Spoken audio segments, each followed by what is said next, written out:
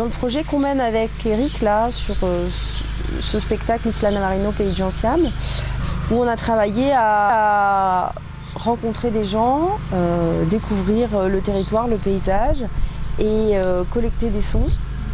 Et puis de ça, on avait envie d'une correspondance avec le Cantal et on a fait la même chose à Ségur-le-Villard. Ce qui est intéressant dans la façon dont on va s'adresser aux gens avec un micro, c'est que d'abord, ils sont un peu déroutés, mais finalement, on s'aperçoit qu'il y a une parole qui a certainement besoin de sortir, puisqu'il y a des choses qui vont très très loin dans ce que les gens nous racontent. Et ils sont un peu étonnés qu'on s'intéresse à quelque chose qui est de l'ordre de ce qu'ils vivent tous les jours, parce que pour eux parfois c'est un petit peu rébarbatif, ou ils ne se rendent pas compte de la richesse qu'il peut y avoir à l'intérieur de ça.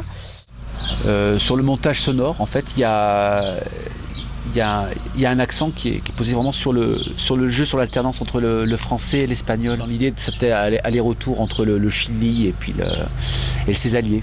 C'est de replacer la spécificité en fait, du territoire cantalien dans une dimension, si tu veux, mondiale.